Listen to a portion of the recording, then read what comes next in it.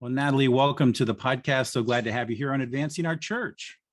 Well, thank you so much for having me. Looking forward to it. So I'm going to offer a little bit of an introduction to this topic because it's just a little bit different than what we normally talk about here on the show. Today, we're going to talk about Bitcoin, and the way we've kind of crafted this conversation, we've brought Natalie Brunell, who is one of the leading voices in Bitcoin nationally and internationally, to talk with us a little bit about what Bitcoin is and how it could have huge ramifications for changing our world, and how this could also make a huge contribution even to the Catholic Church and to so many organizations. I'm going to start this conversation also by making it clear that this podcast is not offering any financial advice and that the opinions that we'll share are our own. Please always do your own research before making any kind of financial investment.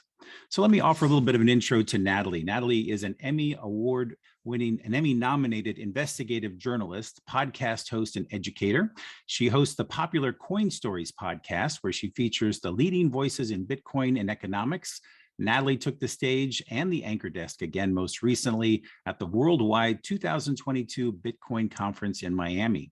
Natalie is a former ABC News correspondent and most recently a senior correspondent and investigative reporter for Spectrum News in Los Angeles. She's also an adjunct instructor of advanced video storytelling at the USC Annenberg School for Communication and Journalism. Again, Natalie, welcome. So glad to have you here today. Thank you. Thanks for reading my resume. Well, it's interesting to talk about Bitcoin today because of what the markets are doing especially over the last couple of days. I checked right before we went live here, and Bitcoin is hovering just below $30,000. But just to give our listeners kind of the scope of the market, it's currently trading at a market cap of $566 billion. There's a volume of $75 billion. And there's always this limited circulating supply of just 19 million Bitcoin out there. And we know just through research and other studies that many of those Bitcoin have been lost and probably will not be recovered. So it's actually considerably less than $19 million in 19 million Bitcoin out there. So just to get us started, so our listeners can get to know you a little bit, Natalie, tell us a little bit about your career. And as you like to say on your podcast, tell us a little bit about your journey towards Bitcoin. Sure. Well, thank you again for having me. My background, like you mentioned, is mostly in media, but I always like to take my story a little bit further back. I'm a first generation immigrant here in the United States. My family is from Eastern Europe and they fled communism. My parents grew up under a communist regime and they know what it's like to live in a society where there is no sense of upward mobility, social mobility. And so they always dreamt of coming to the United States for the American dream, for a sense of economic freedom and opportunity to really make your own destiny depending on, how hard you work. And so they came to the US when I was very young and I watched them work really, really hard. They both, sometimes held multiple jobs, worked from morning until night, sometimes into the weekends. And they were finally able to afford their first home in the US in about the early 2000s. And a couple years into owning it, after putting a down payment on, taking out a mortgage, the financial crisis hit and my family lost everything. Wow. So you have to understand, for a young girl growing up, hearing the stories of my parents, of the country they came from, coming here, seeing them work really hard, play by all the rules, pay their taxes, really great people, work really, really hard. All of a sudden they lost everything. And so I sort of had this seed planted in me at a younger age that something's wrong with the system and it advantages the wealthy at the expense of everybody else, at the expense of the middle class, the working class. And it caused me to be a little bit frustrated. And I had always wanted to be a journalist. So I set off in my career. The financial crisis happened just as I was leaving college. So I embarked on my career with this feeling that I want to hold the powerful accountable. And I want to understand what really happened and maybe what could potentially fix it. And at the time, I really didn't understand because, I have to say that through my lessons in Bitcoin, I have learned that we have very poor financial literacy education in this country across the board. I went to great schools, great public schools, great universities, private universities, and I really never learned what the money printer is or the history of money. So there's something wrong with that because it took me to down the journey the rabbit hole of Bitcoin to really understand. So I discovered Bitcoin in 2017 while I was a reporter. Like so many out there that might be listening to this show, I was skeptical. I didn't understand it. I didn't see the value. I thought it was just a very risky digital product that potentially could go to zero. And then I spent years studying it. And that's what gave me the conviction that I have in Bitcoin. And really the reason I have conviction in Bitcoin is because our system is so manipulated and it is controlled by the few who have access to this monetary spigot. And so they get access to capital and they can, make investments the way that they want to at the expense of everybody else, and they can socialize their losses and privatize their gains. And so we've seen this real decline of the middle class, real decline of the labor class in this country. And I think we've seen sort of a decline of the American dream. People feel like they can't get ahead. They're working harder and harder and longer for money that's worth less. Their kids' education is going up. Their housing prices are going up. Someone that's leaving college right now, starting their career, they can't even think about owning a house because they've gotten so expensive as the asset bubbles have been propped up by the money printer. And so we've descended into a society here in the United States, the land of freedom and opportunity, that basically is polarized. People want to place blame somewhere, and it's giving rise to politicians who basically say, well, if you elect me, I'll hand out, money, I'll fix the problem, I'll blame that guy. When really at the end of the day, both parties have really run up the debt, run up the deficit, funded programs that would have been better left to the free market, and caused a really great wealth concentration that is putting a downward pressure on everybody, and we're feeling it. And so Bitcoin is meant to address that. It's meant to take the power of money away from central authorities and distribute it across the whole world to all of us, like the internet distributed communication. So there's no one who controls Bitcoin. There's no one who can expand the supply. There's no one who can manipulate it. There's no one who can confiscate it from you. And it is the most perfect form of digital property that's ever been invented. And I know it's really hard to understand it like on an elevator pitch, but that's why I'm passionate about Bitcoin. Absolutely. And Natalie, I've heard you say on your podcast that you are a person of faith, and everything you're saying, it sounds so much like a social justice issue that we're really experiencing in this country, especially when you talk about the money printer. This country is now a record $30 trillion in debt. If you take a look at the debt clock, and the Fed continues to hike rates, and now the price of housing. I think about my own kids. I have I have young adults, and in the next 5 years, they would be thinking about buying their first home. And it's just unbelievable how much they're going to have to even consider paying for just an average or even a slightly above average middle class home. Tell us a little bit about how you view this as doing good in the world, as a person of faith, and how you see this kind of impacting us, those of us who have faith and want to do right. How does Bitcoin play into that? Yeah, well, I'm glad you asked, because you're right. I grew up in a faith-driven family, and I see a lot of providence in the invention of Bitcoin, because I think that, the saying is the road to hell is paved with good intentions, right? And I certainly think that leaders that we've had over the last several decades and even centuries in other countries, people come in with maybe good intentions and they want to help, but ultimately their policies lead to more pain, especially down the road, because we kind of kick the can down the road. We create debt that future generations can't pay for, and we end up crushing the people who are sort of the fabric of society, and we make the rich richer, which obviously makes everyone feel a little bit frustrated. And I think whether you're poor or rich, you want to live in a world where people have access to opportunity, where people can at least contribute if they are good people, if they're hardworking people. And we don't live in that world as much as we did anymore. It's certainly better in the US than it is in other countries, but that's largely because we've exported our dollars. We've become we became the global reserve currency. We created a monopoly on our money system. And now it's finally starting to crack, because we will never be able to pay off the debt that we've gotten ourselves in. Now we have digital infrastructures like these cryptocurrencies that will turn into central bank digital currencies. And countries are starting to de-dollarize, as we've seen with recent global events. And I think it all puts a spotlight on the fact that we need a form of money that can't be manipulated and controlled, and gives people access to be able to carry their value of the hard work that they do into the future. We have no savings technology that guarantees you value in the future, because our dollars are worth less and less every single year. And what you have to do is take your dollars and risk them. You have to turn your house into a savings account, or you have to become a portfolio manager with stocks and bonds obviously with lower and lower interest rates every year. And so going back to sort of my religious faith, I think that Bitcoin is coming to us at the perfect time, where we are now at an intersection of these political and geopolitical and financial crises, but we also have technology, and technology can fix some of these problems, especially if we understand it and we harness the power of it, and we take advantage of the opportunity that is before us. And in many ways, I mean, I've compared Bitcoin to Noah's Ark, and whether you're religious or not, you know the story, right? There's a flood that's coming and it threatens to wipe out everyone. And Noah works hard to try to get all of the animals onto the ark before the flood comes. And in many ways, that's what Bitcoiners are trying to do. We know the flood is coming.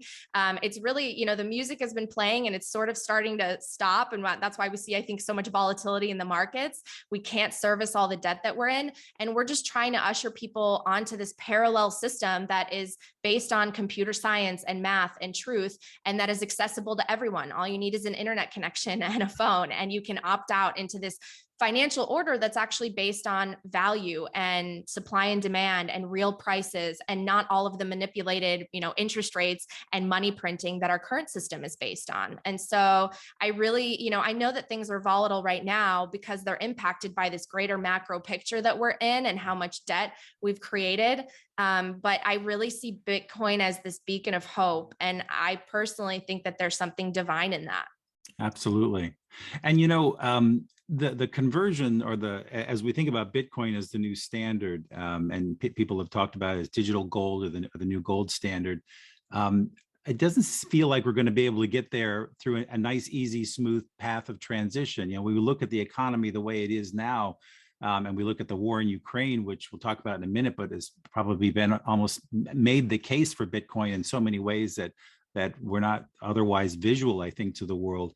But the road to Bitcoin is probably not going to be an easy one, in that we're going to have some bumps along the way, like we have now with our current economy, before people wake up and realize kind of the realism of what it can offer. I completely agree. And I think especially for the United States, where so many of us haven't questioned the current system because it's really all we've known. And we've had the privilege of being the US dollar, which was the global reserve currency. But I think Bitcoin causes you to stop and question, what is money and what is the function of money? Because a currency, especially one that has as much global dominance as the US dollar, should not be collapsing in purchasing power and making it so difficult for families to afford basic necessities, the basic needs that prevent them from rioting in the streets.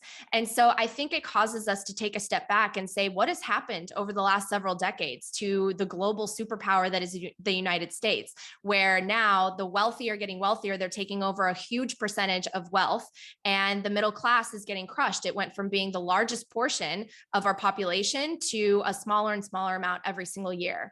And so once you start to kind of unpack, well, what is money? Money is supposed to serve as a store of value, as a savings technology, and also a medium of exchange. And we're supposed to price things in money, but everything has become so distorted. Like I mentioned earlier, we all have our houses, if we own them, as savings accounts. Rent is skyrocketing to a point that I really do feel sorry for people that are coming out of school. They have their first jobs because the wages are not keeping up.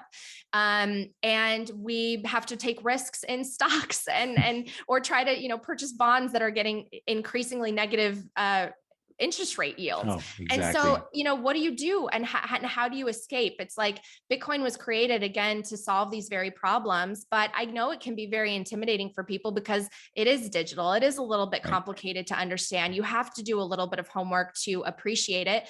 But I try to liken it to the internet. In the 90s, the internet came out, we had two things. Number one, we had a lot of people underestimate the power of how this would transform our economy. Every business is now an e-business, right? All of our communication is now digital. And we also, I think, saw that major first .com bubble, which I think we're seeing it with crypto at large. It means that, anyone can create a website, anyone can start these types of businesses. That doesn't mean that there is value, and there is value in decentralization. So in the same way that the internet is distributed around the whole world, anyone can have access to it with electricity and power. but no one owns it. There's no headquarters of the internet. And if you shut it down in one country, that doesn't mean you shut it down around the whole world. It's essentially bomb proof in that way. Mhm. And Bitcoin is the same way. So you don't necessarily have to understand the complicated programming and the brilliant computer science behind it to Mhm. appreciate and get so much use out of it as this pristine digital property that no one can ever take from you or manipulate. So, that's why I'm really passionate about sort of spreading the message and education, because it can be difficult to learn, and it causes you to have to unlearn all the things you thought you knew about money and our current financial system. Absolutely. And when we say decentralization, just so people understand, it means, and correct me if I'm wrong, that nobody owns Bitcoin. It means that nobody can manipulate it like they do with the money printing, correct? Yeah, that's correct. It's Yeah, funny because Bitcoin is also apolitical, yet we're right. seeing a lot of Democrats coming out against it. And I always question that. I don't always wonder why, because Bitcoin is truly the most democratic form of money. It's owned by the people, it's reinforced by the people all Right. over the world, and it provides financial inclusion and banks the unbanked. What more could people on the left want? So I hope that Bitcoin actually is the thing that brings our country together Yep. and can be the kind of the agreement point for both Republicans and Democrats, because we've become so polarized, because literally Bitcoin is for the people. It is the people's money.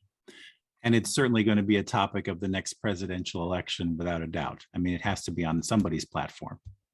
Absolutely. I mean, we're seeing the rise of more and more Bitcoin politicians. And Mhm. I urge people to really not only question whether their politicians have a stance on Bitcoin, but also make sure that they've done the homework. Because as we see this becoming a topic that's a little bit more popular, it's a little bit more trendy, especially with young voters, what I don't want to see is what we call orange washed politicians, who basically talk about Bitcoin, but then they make it clear that they really don't understand the technology behind it, because they say things like, oh, I'm for Bitcoin, but not the mining process, the proof of work. And then all of a sudden you start to know that they really don't fully understand, because politicians who promote some of the other cryptocurrencies, especially as forms of money, have not done their homework. Right.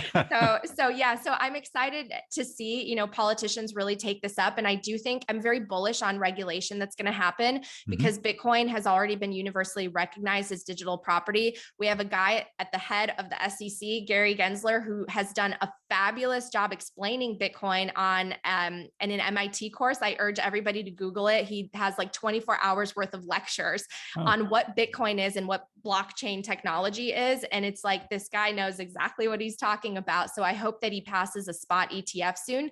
And I think more and more regulators are just going to have their staffers get them up to speed to make sure that they make the right decisions on Bitcoin, because it would give the United States such a competitive advantage, especially because of all the debt that we're in.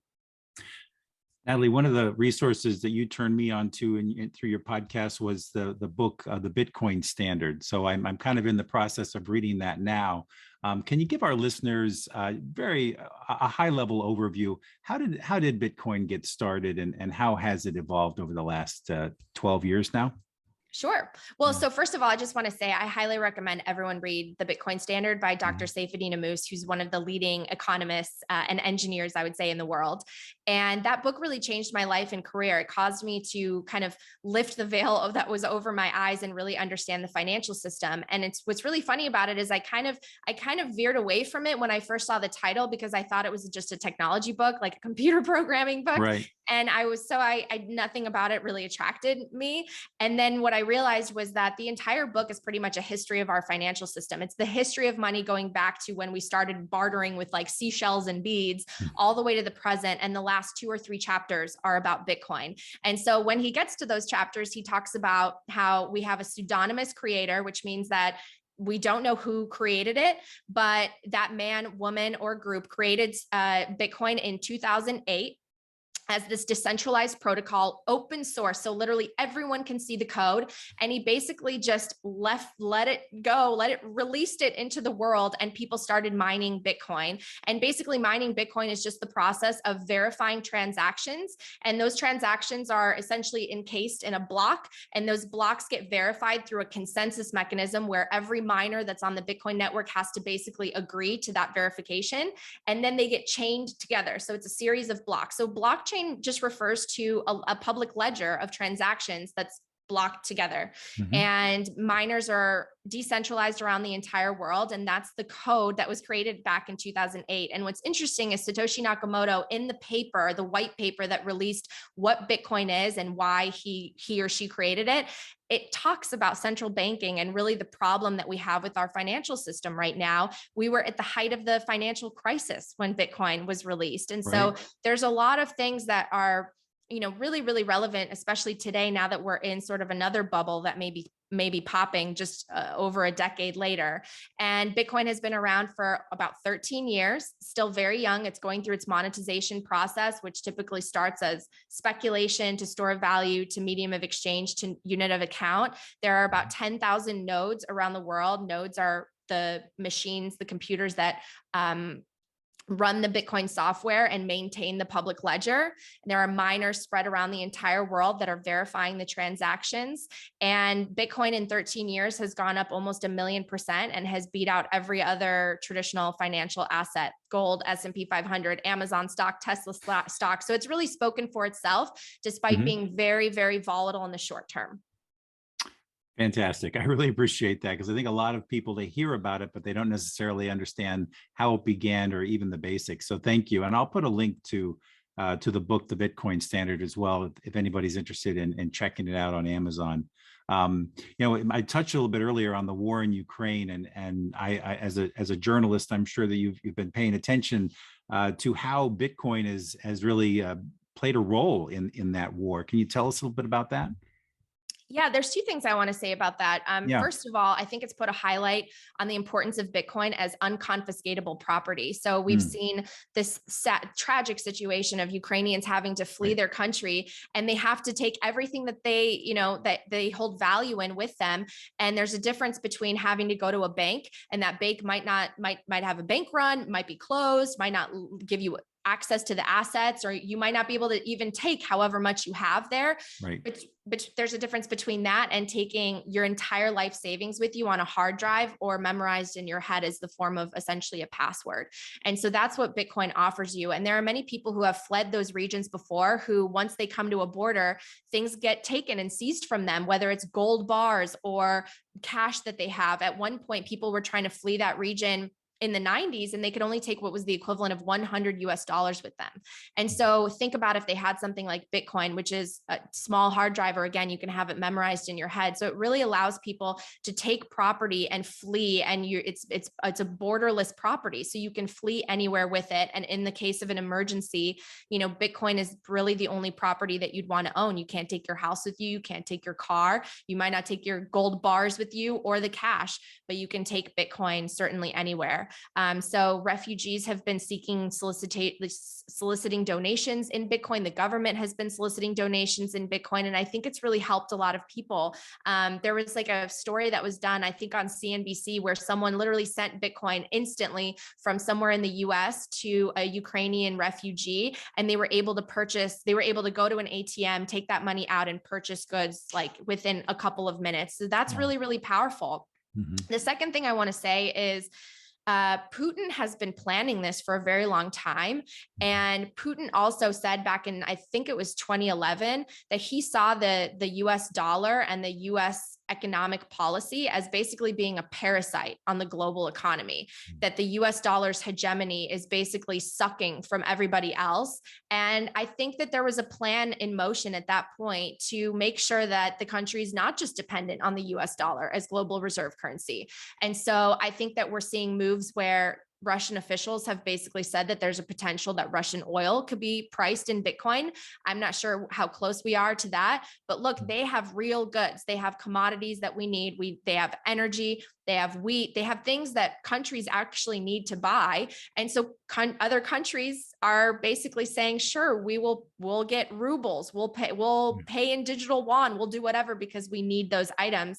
And I think it's starting to put into jeopardy the position of the US dollar on a global stage, which should be worrisome, right? But we've sort of done this to ourselves. Again, maybe it was with the best of intentions, but we've really done this to ourselves. So the sanctions, I don't think that they've worked in the same way that we've intended, because unfortunately we now live in this globalized world with technology where people can start to create their own currencies. Countries can create central bank digital currencies, and they can essentially de-dollarize, go off the dollar standard and try and transact and trade with one another. And I think we're going to see a massive de-globalization over the next 10 years as these technologies increase.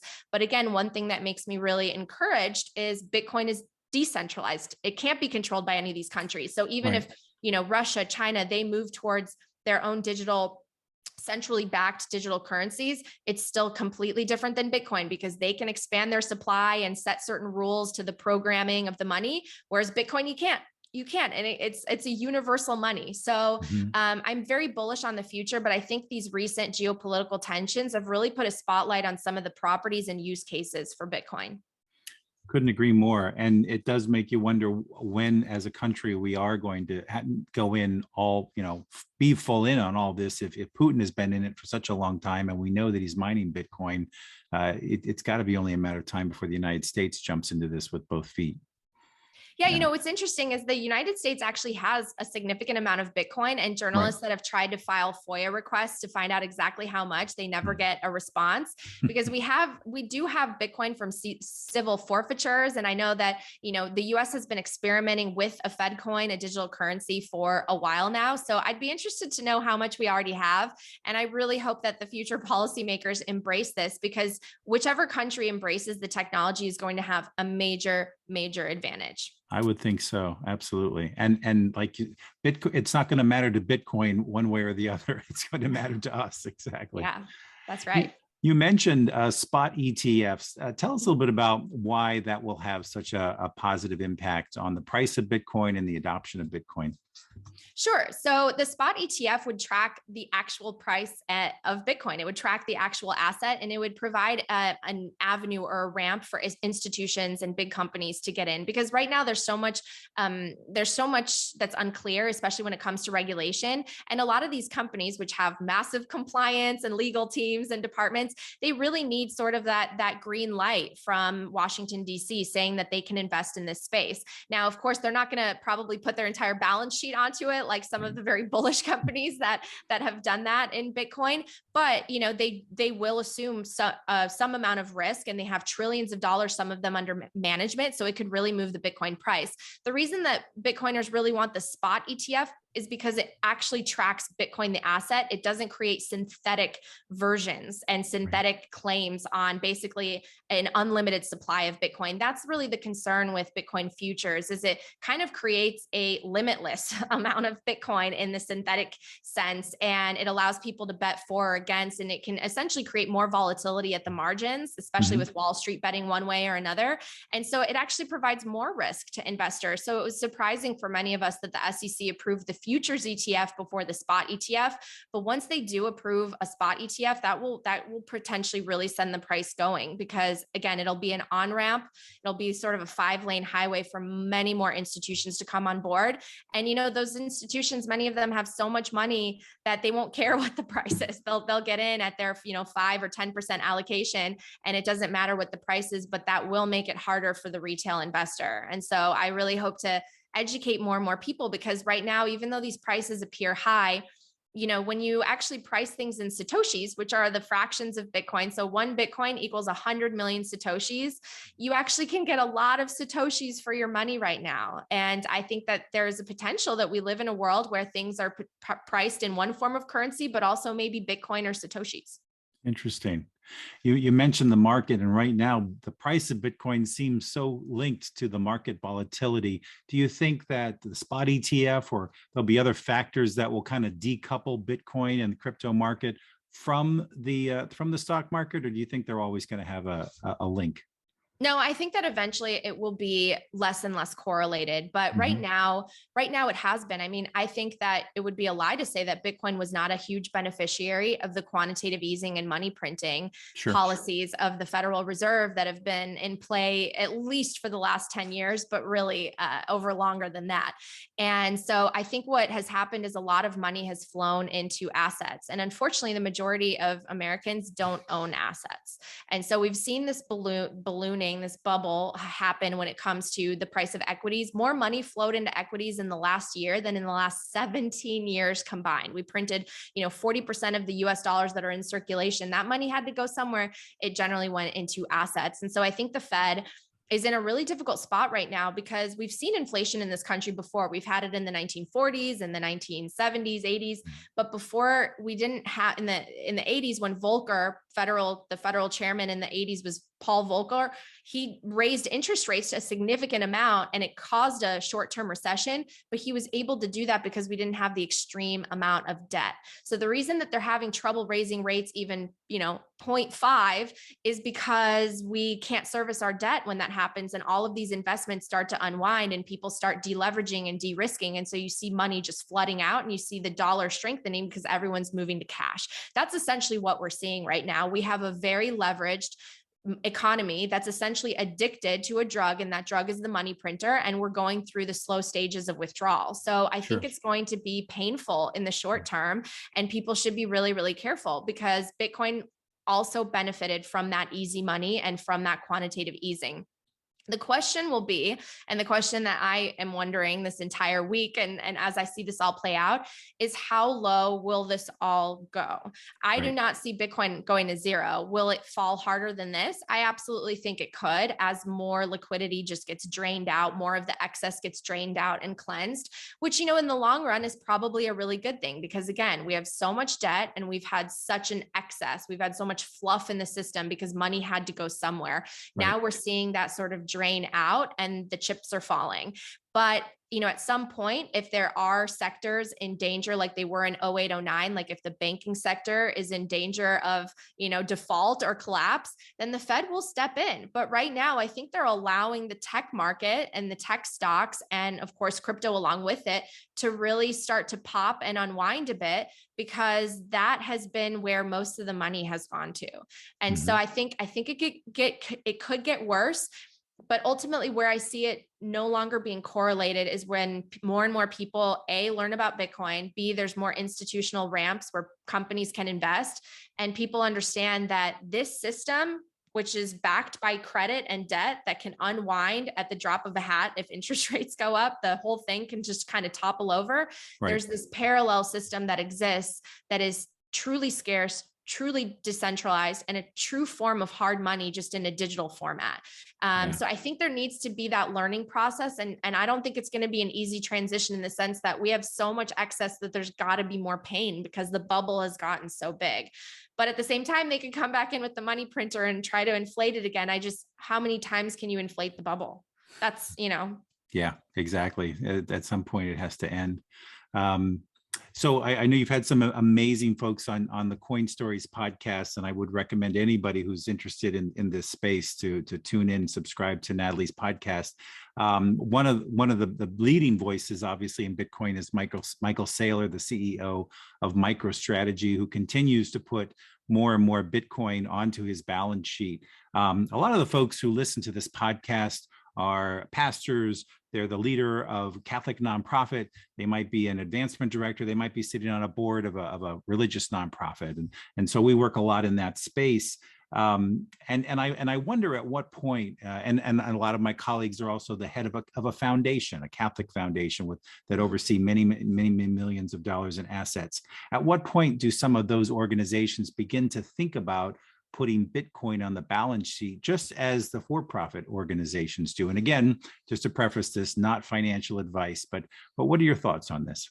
Yeah, I absolutely think we're going to see it. And especially as institutional adoption grows and we do have more of those on ramps when regulation is a little bit more clear as far as Bitcoin being property, whereas the other cryptocurrencies are securities. I Mhm. think we will see that. And that will mean not only companies, but pension funds that really, really badly need it, especially given the performance of bonds. That will Sure. mean endowments, universities, and that will mean, I think, also religious institutions, nonprofits. I think this would be a huge boom for them. And it's a great opportunity. And I know that, obviously it is very expensive, but Bitcoin, you have to look at it as a long-term investment. This isn't a trade. And I would hope that those institutions are not in it to try to trade it. It's this Right. long-term strategy that I think is akin to what bonds used to be when they had high yields, right? We Right. used to be able to put our faith in bonds. That at one point became the savings technology. Then it moved to stocks. And it's like, this is what has happened with our monetary policy. We have had to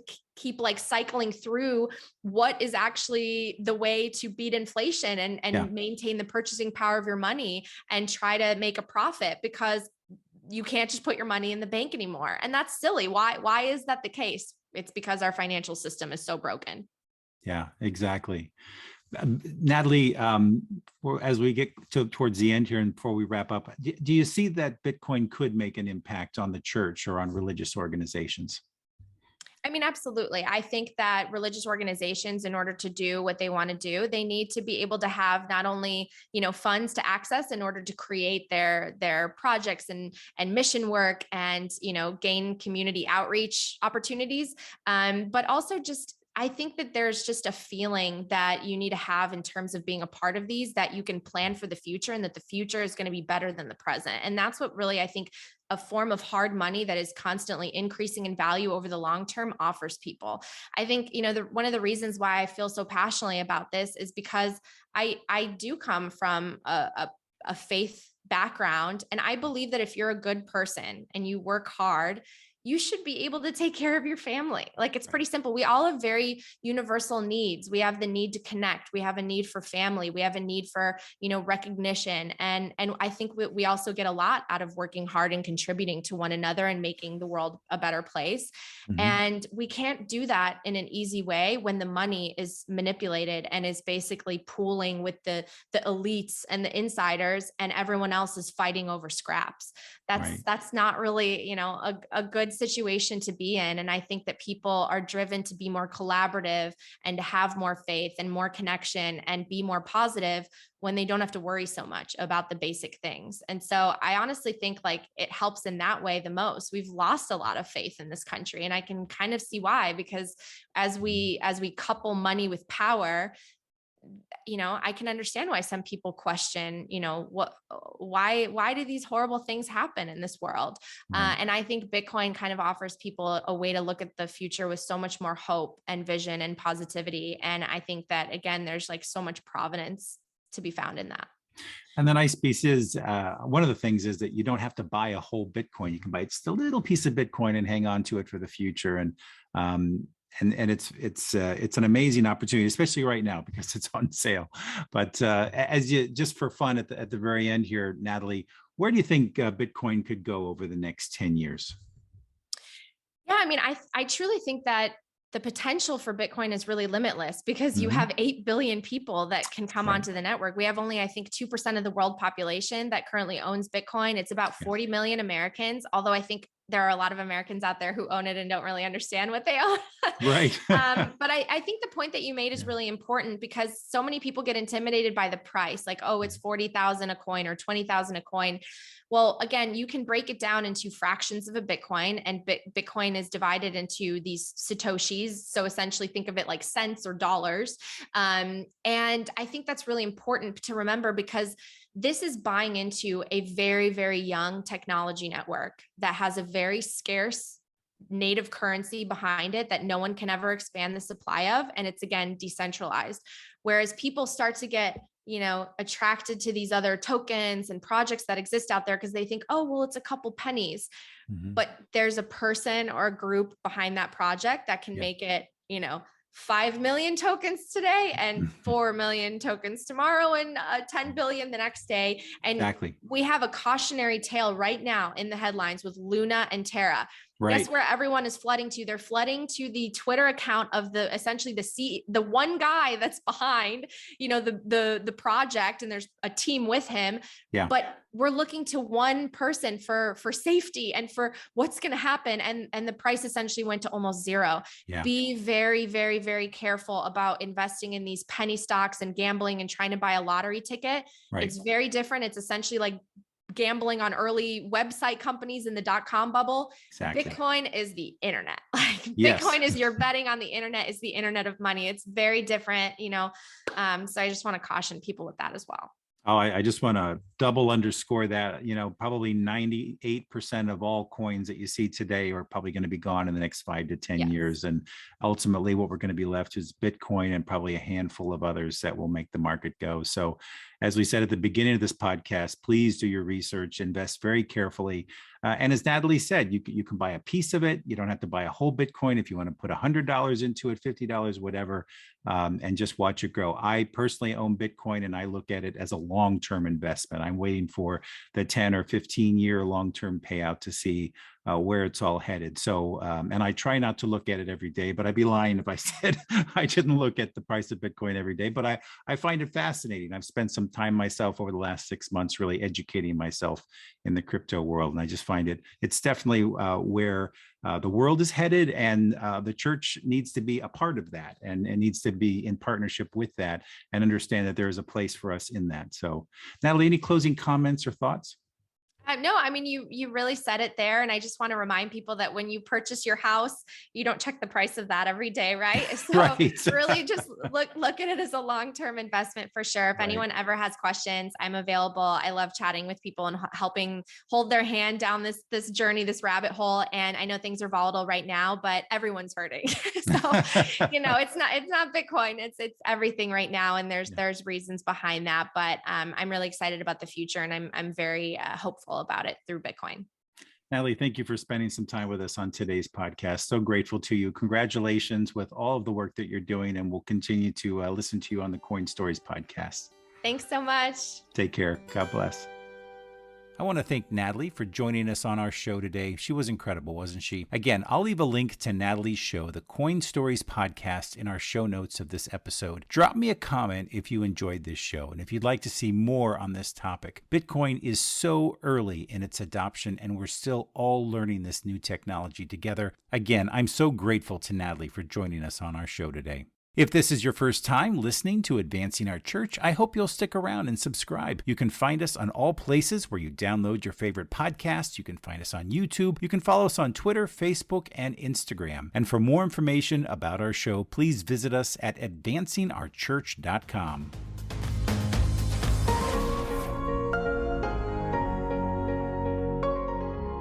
Well, that's our show this week. Special thanks to Podastery Studios for another great show. And if you'd like to help our show, please leave us a 5-star rating wherever you downloaded this podcast. Those ratings make a huge difference in helping people find our show. I want to thank all of you who have already taken a moment to give us a rating. Advancing Our Church is a production of Changing Our World, and we are a fundraising and social impact consulting firm that has been advising both nonprofits and corporations for more than 2 decades. For more information, please visit us at changingourworld.com. Well, that's it for me, everybody. Have a terrific week. We'll see you back here in 2 weeks. Take care, and God bless.